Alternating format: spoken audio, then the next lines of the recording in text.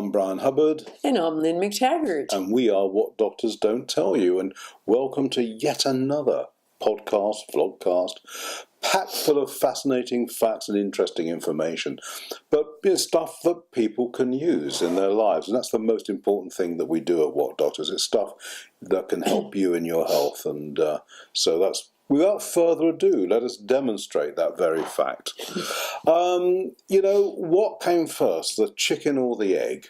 And it's sort of been a bit of a puzzle when it's come to gum disease, because whilst gum disease is an inflammatory process, it's never been really clear whether it's a reaction to inflammatory processes that have been going on in the body, or whether it's the starting point for inflammatory processes such as heart disease and some cancers.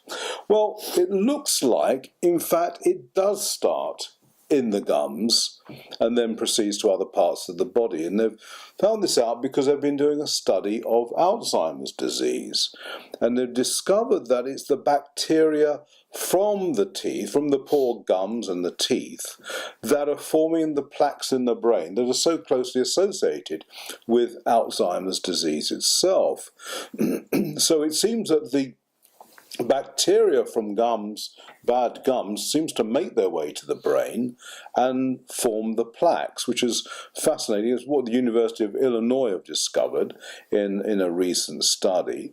And so they're wondering if, therefore, it's yet another way of preventing Alzheimer's could just be making sure your gum and your teeth health is optimum at all times. So, and it's been, gum disease has been linked to all sorts of other health issues. And I think even the most sort of conservative of doctors is now recognizing that this really is an unreal and rather unsuspected cause of so many chronic problems. Absolutely, Bryan. I think one of the really interesting things about gum disease is when that famous dentist, Weston Price, went around the world looking at indigenous populations, he found that they didn't have gum disease. They not only had perfect teeth, they had perfect gums. So we have to really ask ourselves what it is in modern times that's creating all this gum disease. I mean, it's so endemic for middle-aged people and onward, and sometimes young people too. And of course, everybody just blames it on sugar. But the real key here, and that's what's so interesting, is that the mouth has its own mini microbiome, just like the gut.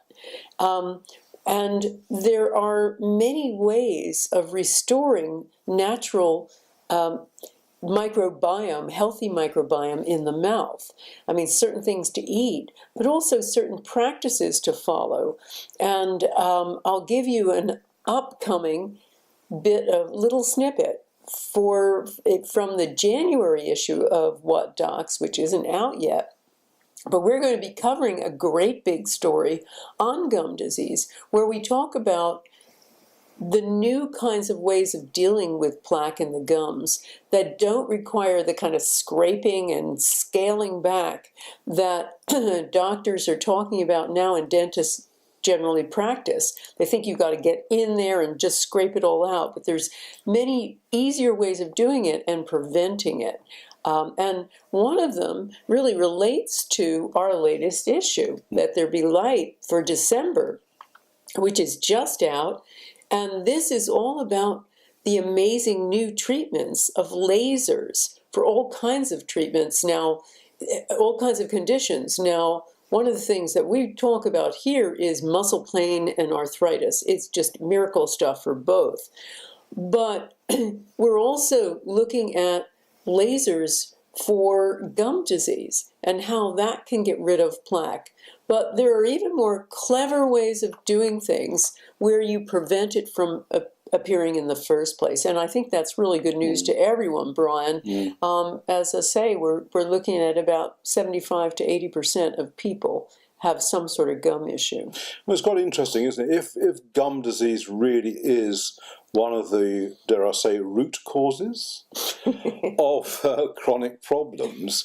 It seems that the dentistry profession seems to be still years behind in its practices and what it does. I mean, they still drill, and it's only recently they quietly stepped away from mercury fillings. I mean, no one does it now, but yeah, you don't have to go that far back when they were still sticking amalgam into teeth.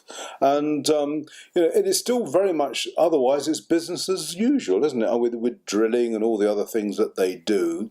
And yet, this is from about 2 centuries ago, some of this stuff. And, the fact you're talking about, laser, and I think oxygen therapy is another one that can be explored in dentistry, where these things need to be pushed forward. I think one of the problems is that the dental associations around the world are just so conservative that it's very hard to push the envelope and get more things introduced into the dental surgery. I mean, we just covered in our November issue, it may still be out in the newsstands where you live, a whole issue about beyond the drill and beyond just drilling and filling. They are discovering that things like ozone therapy, which is just, it's O3, an extra molecule of oxygen, and that is an amazing bacterial killer.